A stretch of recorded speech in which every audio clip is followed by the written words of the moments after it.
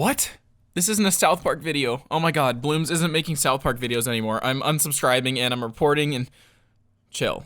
It's okay. I can make videos unrelated to South Park. It doesn't mean I'm never making a South Park video again. My next video will be a South Park video, so don't worry. I just thought it would be fun to make some videos about other stuff I find interesting. Even if you're here just for the South Park content, give it a shot. I think you'd be surprised by how interesting this topic can be. If you guys like it, I'll make it a side series on my channel to go along with my South Park content. I need a good name though, something short and catchy. How about, Blooms talks about something that he finds interesting. Subtitle, not South Park related. Yeah, that'll work. So if you like this video, give it a like. If you don't, give it a dislike, so I know how you guys feel about this. So with that out of the way, let's talk about the terrifying phenomenon that haunted me as a child that I thought would be a much bigger problem than it actually is. Megatsunamis. As a child, I was at the perfect age to not only witness the 2011 tsunami in Japan, but to watch every single video I could find on YouTube about tsunamis and become irrationally terrified of being hit by one. Luckily, I was not made aware of megatsunamis until much later. Now, you all know what a tsunami is, but what's the difference between a tsunami and a megatsunami? I'm just assuming you're asking that. You might already know the answer, but... Well, a megatsunami is like a tsunami, but the key difference is that it's mega. Didn't I tell you this would be fascinating stuff? No, but for real, a tsunami is a big ol' wave that normally starts in the ocean due to tectonic activity, things like underwater earthquakes and underwater volcanoes.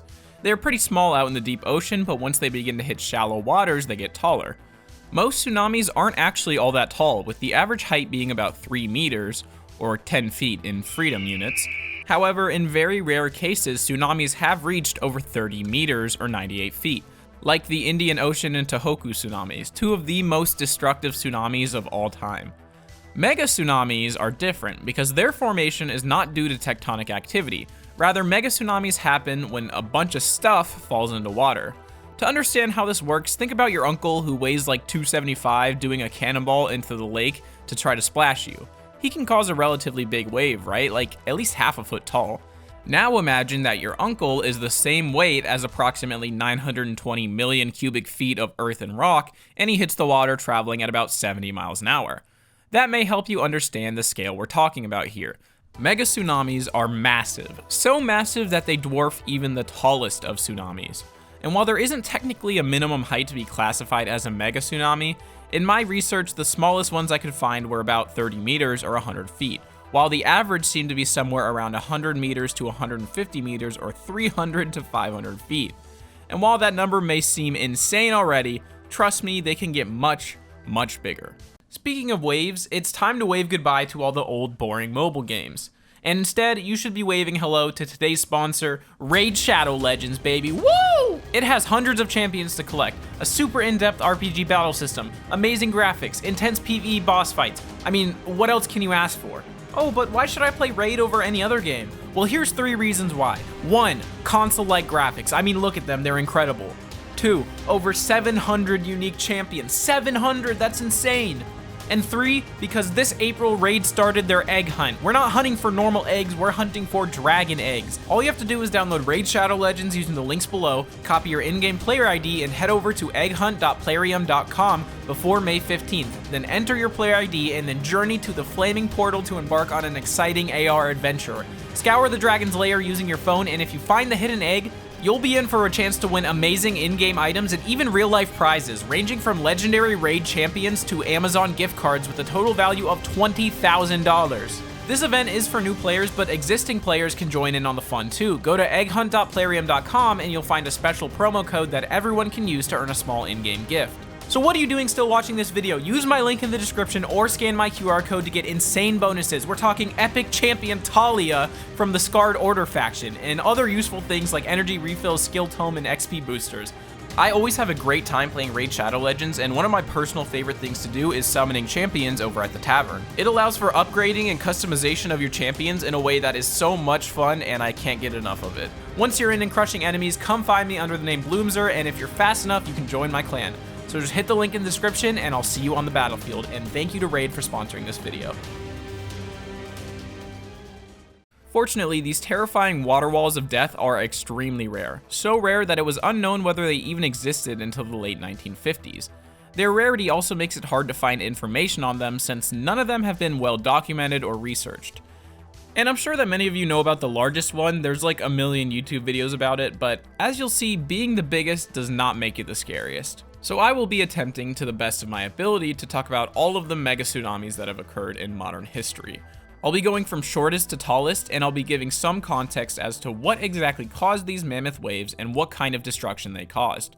Trust me, you're gonna want to stick around. Some of these stories are unbelievable, and I think by the end, you'll understand that mega tsunamis are kinda terrifying.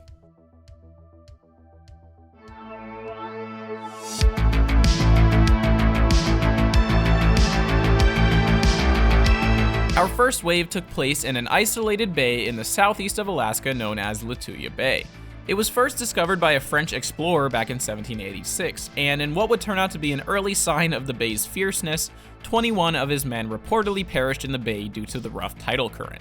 A study of the bay done in 1953 would determine that a mega tsunami occurred there in 1874. Now, why would scientists in the 1950s be studying this random bay that looks like it's from that icy planet in Interstellar? Surely this place will be of no particular significance to the topic of this video. So in 1874, a major landslide on one of the shores caused a wave to form that was estimated to have a maximum height of 24 meters or 80 feet. Now this may sound small after all the hype I just built for these. I mean, they're called mega tsunamis, they're supposed to be huge. And while this is small relative to what's coming up on the list, I want you to take a moment to really think about how tall that is. This is a massive wave from Pipeline in Hawaii, one of the most legendary surfing spots in the world. And I would estimate that this wave is maybe 20 feet tall at the most. Now imagine 4 of those stacked on top of each other. That's the kind of wave we're talking about here. It was about the same height as this giant Buddha statue in India. In fact, this wave is so tall that you could jump off of it with a parachute. The world record for the lowest base jump is 85 feet, and he definitely had at least 5 feet to spare. This wave is so tall you could literally base jump off it. Sorry if it seems like I'm overdoing the explanation, but I really want you to get a sense of scale early on in this video, because remember, this is the smallest wave. We're only going up from here. Of course, no one was hurt from this wave. I mean, no one was there, so if someone managed to get hurt by it, that would be weird. Now let's travel to the opposite side of the world and go even further back in time to experience the mega tsunami in...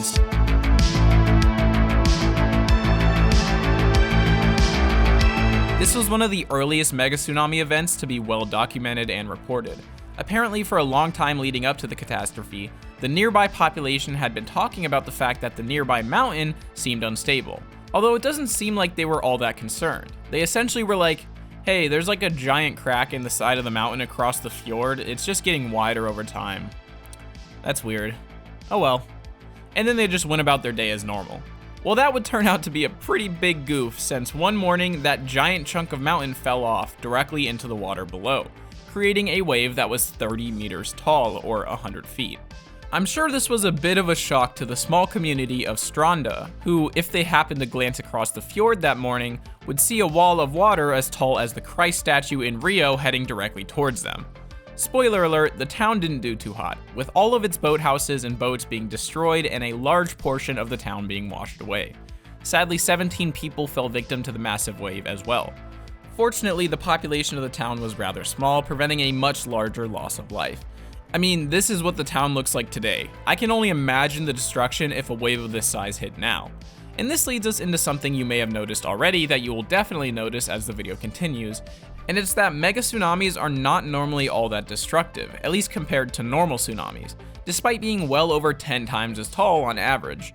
Well, there's a couple of reasons for this. First of all, tsunamis come from the middle of the ocean, therefore often hitting major coastal cities. On the other hand, mega tsunamis most often occur in the middle of nowhere, since the conditions that would normally cause them are usually seen in places that people have a hard time living, places that have giant mountainous cliffs and deep water, along with a very cold climate. So there's normally not much around to destroy. Notice how I say normally, because there are definitely exceptions to this, as we will see.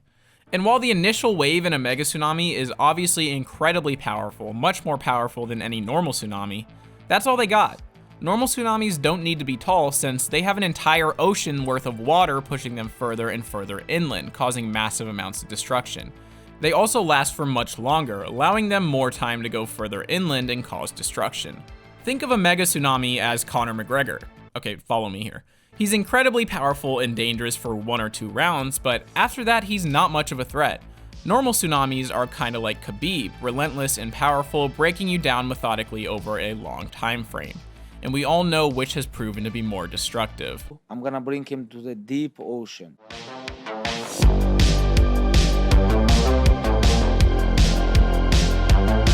Alright, enough of the weird MMA analogies, let's head back to Alaska in 1905.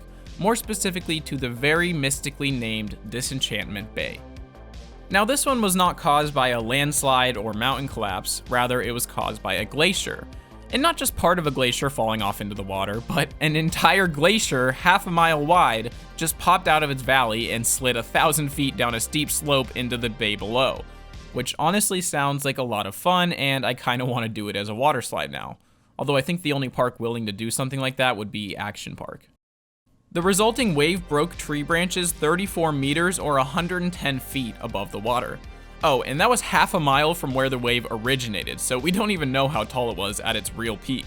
Speaking of water slides, its 110-foot height makes it nearly as tall as this slide at Disney's Blizzard Beach. And knowing that it was most definitely much taller, we can assume that this wave was taller than the tallest water slide in the world. Fortunately, this was another bay in the middle of nowhere in Alaska, so it caused no damage. The same year, over in Norway once again, the people living around Lake Lovatnet would not be nearly as fortunate.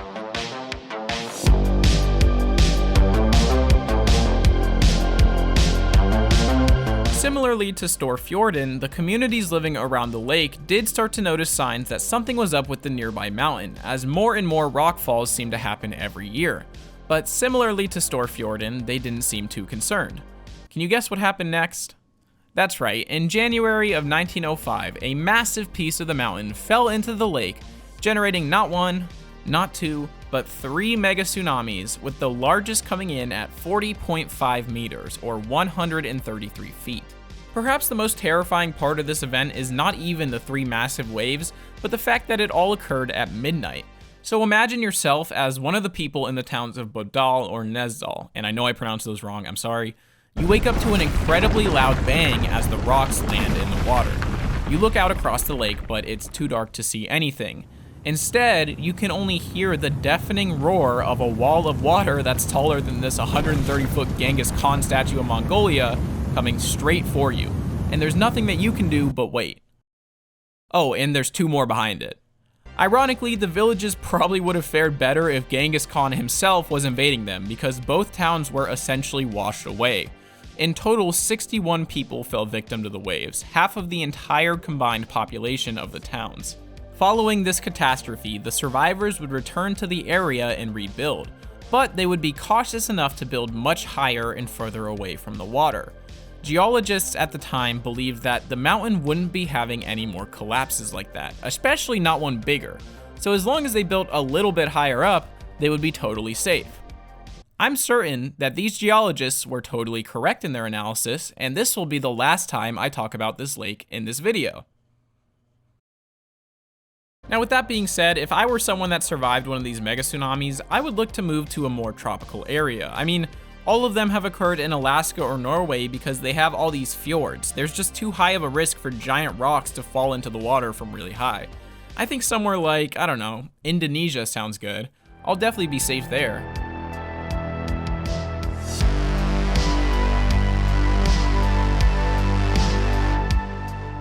Oh yeah, how could I forget about the 1883 eruption of Krakatoa, one of the largest volcanic eruptions in recorded history, supposedly the loudest sound that has ever been produced, being heard over 3,000 miles away, and a ton of absolutely massive tsunamis.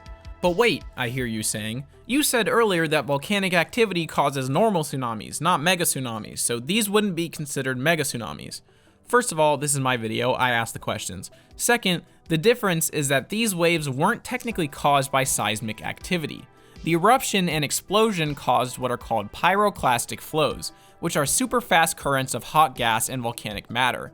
These currents were so powerful and contained so much volcanic matter that they displaced enough of the water to cause these mega tsunamis. So technically, it wasn't the seismic activity that directly caused the waves, it was the explosion itself that did. Alright, enough of the boring science nerd stuff, let's talk about big scary waves. The largest of the waves were seen on the coast of Java, up to 42 meters or 138 feet tall. Keep in mind that Java is 20 miles away from the volcano, and they were still that tall when they hit the coast. These waves were so powerful that minor tsunamis were reported all the way in New Zealand, and ships as far as South Africa reported small tsunamis as well. The waves completely washed away 165 coastal villages in Java and Sumatra, and it's estimated that they killed around 36,000 people, making it the most deadly mega tsunami by far and one of the deadliest tsunamis, period. I kind of pictured it going something like this. Krakatoa!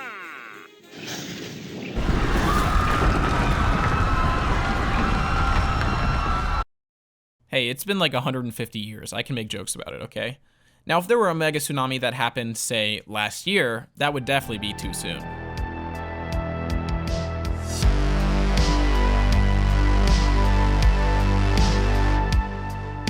Huh, would you look at that? This time, it was an underwater volcano that caused the mega tsunamis.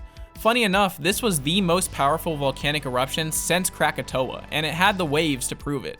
Fortunately, it was about as far as it could be from any major coastal areas, with the closest inhabited islands being Tonga and Fiji. Tonga experienced waves up to 20 meters or 66 feet in height, with 4 people losing their lives. The largest wave struck the uninhabited island of Tafjorden, reaching a height of 45 meters or 148 feet. Apparently, smaller tsunamis could be seen all over the place, in Japan, New Zealand, Chile, Peru, and even the US. Weirdly enough, I never heard anything about this when it happened, and it wasn't even on the Wikipedia for mega tsunamis, so I don't know if they're trying to cover this up or something, but now all of you know about it, so I guess they didn't do that good of a job. But anyways, I'm sick of all these tropical volcano tsunamis. It kind of feels like cheating. I want some giant rocks falling into large bodies of water, and I know just the place for that.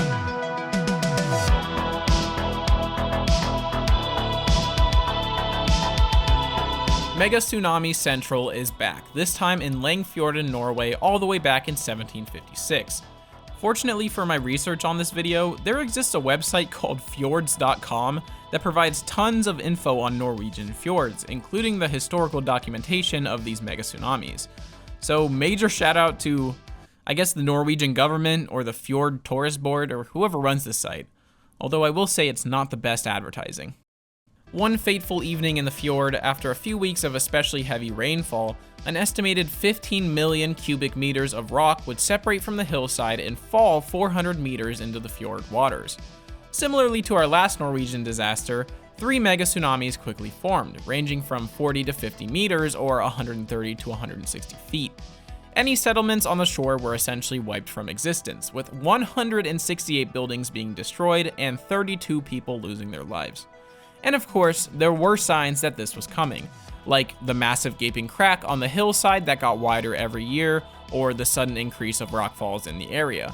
But in what seems to be a developing pattern, the people in the area weren't very concerned. I'm sure as they looked out over the fjord at the waves taller than the Statue of Liberty, they probably realized their mistake. So a tip for all the Norwegians living in fjords out there: if there are massive cracks in the side of the mountain that continue to get bigger, maybe don't ignore them. Just a suggestion. But don't worry too much, Norwegians, you aren't the only country who overlooks warning signs. And later, you'll see that negligence can cause much, much worse.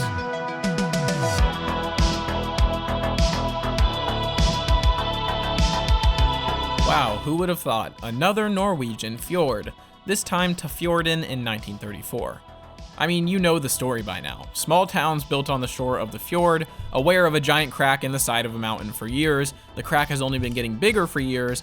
Rockfalls begin to happen more frequently, but like true Norwegians, they all say, "Hey, come on, it's just a big old crack 700 meters up. What's the worst that could happen? Millions of cubic meters of rock fall into the fjord, creating 3 mega tsunamis."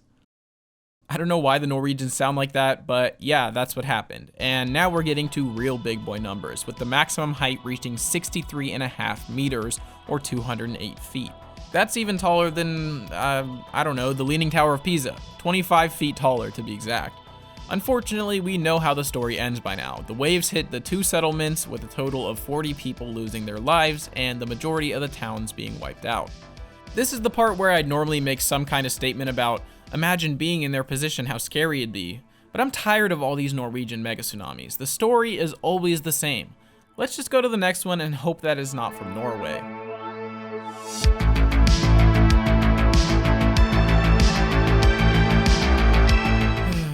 Would you look at that? Norway. But this one is kind of interesting because remember that settlement I talked about where the survivors rebuilt higher up because the geologists said that there's no way a bigger one could happen, so they're all good? Yeah, well, those geologists were wrong. I'm sure you've all heard the phrase, those who do not learn from history are doomed to repeat it. Yeah, well, I don't think it translates into Norwegian, because 31 years after half of their population was wiped out because they ignored the warning signs, the people in the area ignored the exact same warning signs. Big crack, getting wider, constant rockfalls, but for some reason, this didn't concern them once again. Well, in a shocking turn of events, big crack get too wide, big rock fall in water, 3 big wave form, big wave hit towns, towns go bye-bye. This time the tallest wave was an insane 74 meters or 243 feet. That's taller than the wingspan of a Boeing 747 if you turned it on its side. Okay, I'm getting kind of desperate with these comparisons. 74 people died. I'm sorry, but this one just angers me. Like, chances are a lot of the people in these towns were survivors of the original. How do you not see the warning signs that the exact same thing is happening again? Like, I made fun of all the others for missing the obvious warning signs, but, you know, hindsight is 2020, and they might not have had anywhere to go and all that kind of stuff. But these people had the hindsight. Come on, Norwegians, get it together. After this accident, in a shocking turn of events, the survivors of the waves decided not to return to the area. Honestly, incredible. All it took was one of the largest waves in history wiping out most of the town for the second time for them to say, you know, I'm starting to think that maybe we shouldn't live here. Fool me one time, as they say. Okay, now we're moving on, and I really hope that this next one is not Norwegian again.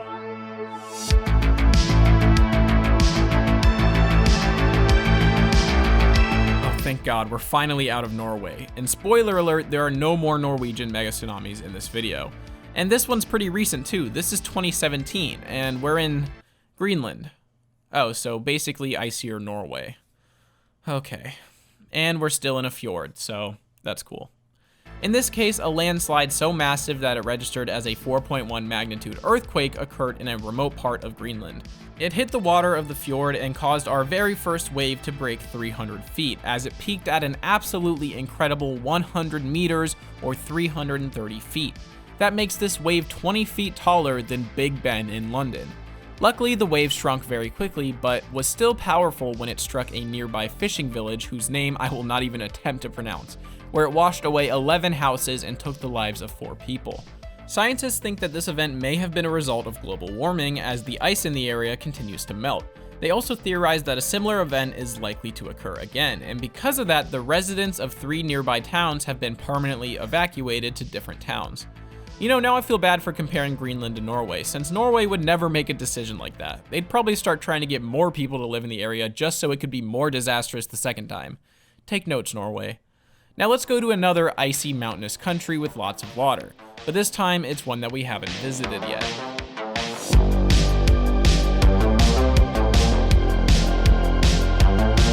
You know, it's kind of surprising to me that there isn't more of Canada on this list. It's pretty similar to the places that have had several. But in 2020 at Elliot Creek, British Columbia, a melting glacier caused a massive landslide that, of course, landed directly in a giant lake. It essentially emptied the entire lake, forming a wave that was 100 meters or 330 feet tall. Luckily, this was pretty much in the middle of nowhere in the Canadian wilderness, so there was no impact on human settlements. It was forced down a 10-kilometer channel where it would destroy about 8.5 kilometers of land as it traveled. For some reason, this article is really adamant about the fact that this was salmon spawning habitat. Like, I don't know anything about salmon or their spawning habits, but that doesn't really seem like that much of a big deal in the grand scheme of things. I don't know anything about it, but scientists think global warming was the cause of this one too, as the melting glaciers created instability in the land. Not really much else to say about this one, but it is unique because there was a helicopter in the air that captured some of the immediate aftermath, and it's the first time we've really gotten to see the destruction these things can cause.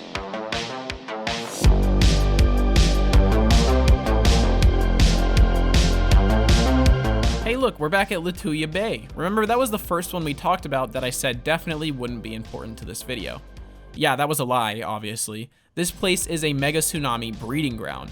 Scientists participating in that same study from the early 50s determined that this one is estimated to have occurred in either 1853 or 1854, and was caused by a large avalanche going straight into the bay. This created a wave that was an estimated 120 meters tall, or 394 feet. At almost 400 feet tall, that would be equivalent to the height of Cinderella's castle from Disney World. Oh, I mean 2 of them, stacked on top of each other. Shout out to all the Disney adults out there. Fair warning, from here on out, these things get exponentially taller. You probably think a 394-foot wave is massive and terrifying, which it is, but trust me, we're still in the baby wave pool compared to what's coming up. Pretty soon, we'll be getting an invite to Kelly Slater's surf ranch.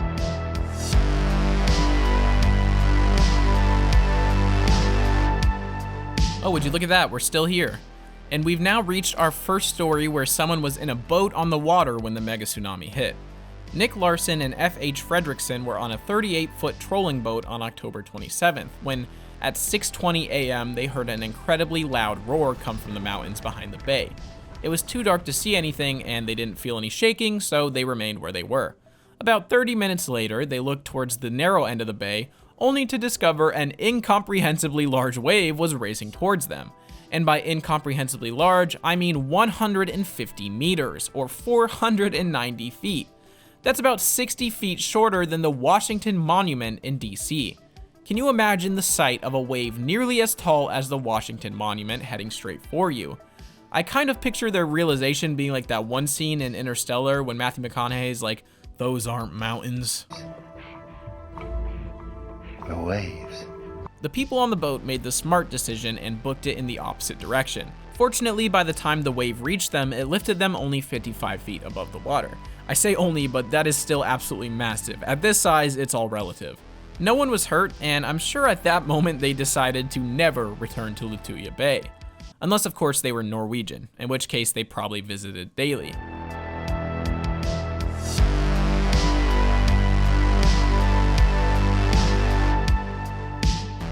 I know I already said that we were getting to the really big waves, but now we're getting to the really, really big waves. This was another recent one, 2015 at the Taan Fiord in Alaska. As is the theme with North American megatsunamis, it was caused by a massive landslide near a glacier. What's funny about this one though was that it was in the middle of nowhere, so the only thing scientists knew was that there was a giant landslide because of seismic equipment. However, a pilot flying over the area happened to notice that the area, which is typically covered in large amounts of snow, was completely free of snow.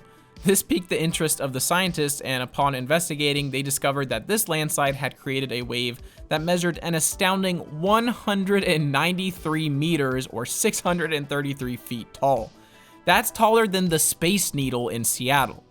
The wave traveled for miles and left a path of destruction behind it.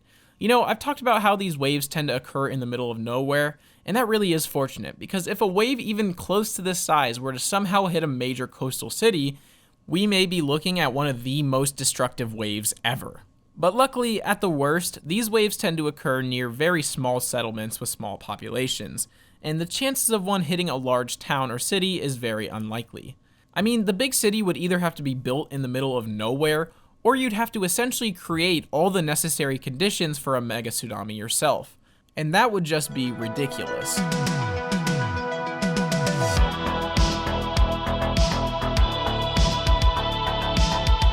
Not only is this the most bizarre mega tsunami on the list, it's honestly one of the craziest stories I've ever heard in general. People have made entire videos about this topic, so I'll try to keep it to the important stuff. The year is 1963, and we are in one of the last places you'd expect to see a mega tsunami, Italy. In the early 1920s, as Italy became more industrialized, they realized they needed more electricity. They thought, well, what better way to get it than by building a hydroelectric dam? The project wouldn't be started until the 40s, and they had chosen to build the dam in the Vajont River. As construction commenced, workers began to notice that the ground was moving a lot more than expected. And by that I mean, the ground was moving. So they decided to have experts come in and give their opinions. The experts essentially said, yeah, this entire mountain is like really unstable and dangerous. This is not a good idea. The electric company responsible for the project said, "Yes, we hear what you're saying, but we don't care because we love money." This was despite the fact that a nearby dam had recently experienced a landslide that caused a wave 20 meters or 66 feet tall and killed a worker. But the electric company was like, "Nah, we got this. We'll just make sure to be really careful." There were journalists who began reporting on the dam and the fact that it was unsafe in an effort to get the government to do something. And surprisingly, the government actually did do something. They sued the journalists so much that they were forced into silence. Man, I sure do love a classic corporate greed and corruption leads to a major disaster story. As the company began filling the dam, there was a minor landslide that caused a big wave. Not big enough to do any damage, but big enough that the company became a bit concerned. They hired a team of engineers to figure out what the risk was and what they should do. The engineers came to the conclusion that as long as the water level was at least 25 meters or 82 feet below the top of the dam, everything would be fine. Despite this, they still filled it higher than that because the engineers thought they could control the landslide with the water level. Oh yeah, I forgot to mention, filling this basin was a major reason that the mountain became even more unstable in the first place. One day, on October 9th, 1963, the mountain seemed particularly unstable, and the engineers determined that a landslide would occur that night. So reportedly, that night, a group of them were so confident in their math that they decided to gather on top of the dam to watch the landslide. I must note that there's no source for this, but I kind of hope it's true because it makes the following part a lot funnier. As it turned out, they were totally correct in their prediction. A landslide did happen. However, their math seemed to be just a little bit off, and the landslide was a bit larger than they predicted. They watched as a massive amount of earth fell directly into the dam, and from the surface of the water rose a wave so tall it would block out the entire night sky. This wave was an unfathomable 250 meters tall, or 820 feet. These engineers could only watch as a wall of water tall enough to clear the Golden Gate Bridge by about 80 feet headed directly towards them. I can only imagine what was going through their head at that moment. Probably something like, we might have forgotten to carry a 1. The apocalyptic wave would travel directly over the dam, which I forgot to mention was the tallest in the world at the time, the dam itself being 262 meters or 860 feet tall, and into the valley below, hitting the ground with so much force that it apparently created a crater 260 feet wide and 200 feet deep. I have to say there's also no source for this claim, but it sounds really cool. Unfortunately for the towns within this valley, which had only been partially evacuated, they were directly in the path of the wave. They didn't stand much of a chance, as any of the buildings in the way of the wave were essentially wiped from existence.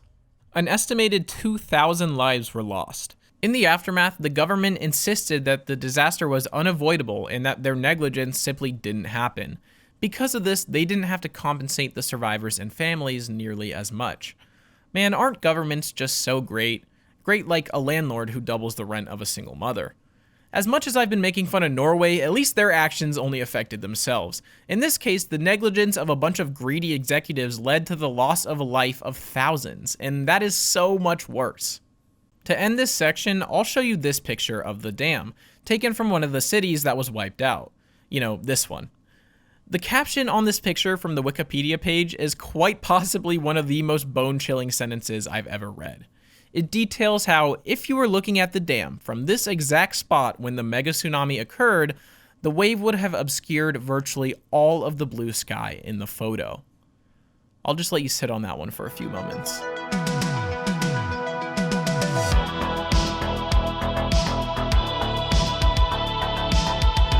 So after that absolutely horrific story, let's go to a wave that didn't hurt anyone. It was in 1980 at Spirit Lake in Washington, US. Oh, okay, another one not in your typical location. Well, what could have caused this one? Oh, Mount St. Helens eruption that killed over 50 people. Okay, I guess this one's sad too.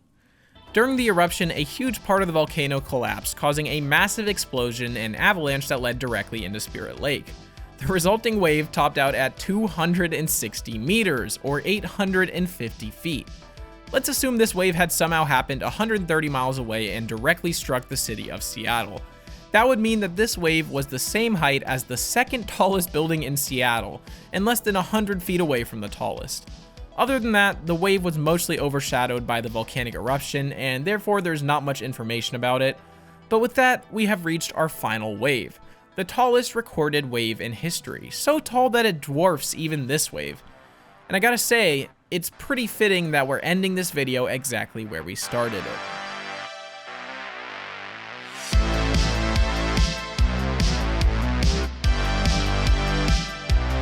That's right, the tallest recorded wave in history comes from our old friend Lituya Bay in Alaska back in 1958.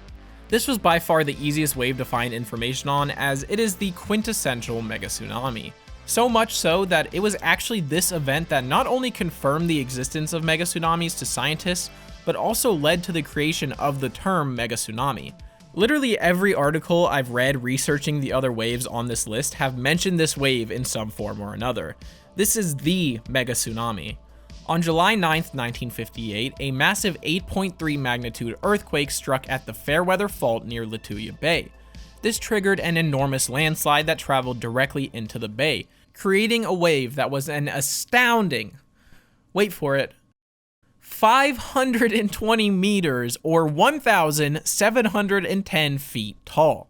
This is literally double the height of the previous wave. That's 700 feet taller than the Eiffel Tower. That's 600 feet taller than the Strat in Las Vegas. That's 500 feet taller than the Empire State Building. That's a fifth of a mile tall. That's the height of the Willis Tower in Chicago, including the antenna. It's only 60 feet shorter than the One World Trade Center in New York. Imagine this wave hit New York City. The only thing that would be taller than this wave is the One World Trade Center, and just barely. Every single other structure in New York would be swallowed up entirely by this wave. To put it simply, it was a big wave, and I haven't even gotten to the craziest part yet. There were boats in Lituya Bay at this time. Most notable was a dad and his son on their fishing boat, who would watch as a wave the size of some of the tallest skyscrapers in the world was traveling directly towards them at 120 miles an hour. The dad quickly told his son to put on a life preserver and start praying, which was about as much as he could do in that moment. The dad then rushed to turn the boat around to face the wave head on, like David staring down Goliath, except if there were 250 Goliaths stacked on top of one another. With the anchor still down, this was all that he could do, but fortunately by the time the wave would reach the boat, it had already shrunk into only 75 feet.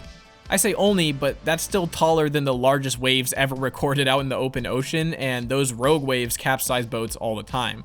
The chain connected to the anchor snapped instantly as they were brought over the crest of the wave, where they would immediately speed down the opposite side, dodging trees and debris as they went. Miraculously, they somehow survived uninjured. The same couldn't be said for others affected by the waves, like a couple out on the bay who were picked up and rode the wave like a surfboard. The man reported looking over the edge of the boat and seeing tall trees far below them, estimating that they were at least 80 feet in the air. The couple survived with some broken ribs, but again, they were very lucky. Unfortunately, another couple would not be as lucky, as they decided to drive away from the wave. When they turned out of the bay, the side of their ship was hit, instantly capsizing it and taking the lives of the couple. According to some sources, the man from the surviving couple, Bill Swanson, retired from fishing shortly after this event. He decided to push his luck, however, as 4 years later, revealing that he is at least partially Norwegian, he would decide to return to Lituya Bay for the first time since the accident. He followed the old rule that all great gamblers know: never quit when you're ahead. Shortly after crossing the entrance to the bay, he suffered a massive heart attack and died. I know it's not funny, I'm not meaning to laugh, but it's just so ironic. I'm sorry, I can't help it. So here's just a friendly piece of advice for anyone who may be planning on visiting Lituya Bay or wants to see a megatsunami for themselves. History shows that the waves always win. So now that we've gone through every megatsunami in recorded history and learned all about them, hopefully now we all understand that megatsunamis are kinda terrifying. Thank you guys so much for watching. I really hope you enjoyed this change in style. I put a ton of work into making this video, so please let me know how you feel about it with a like or a dislike. Maybe even leave a comment telling me what you did and didn't like about it. It would really mean a lot to me. And like I said, don't worry, I'm still doing South Park videos. It's just nice to change it up every once in a while. So yeah, thanks again. I love all of you, and yeah, later.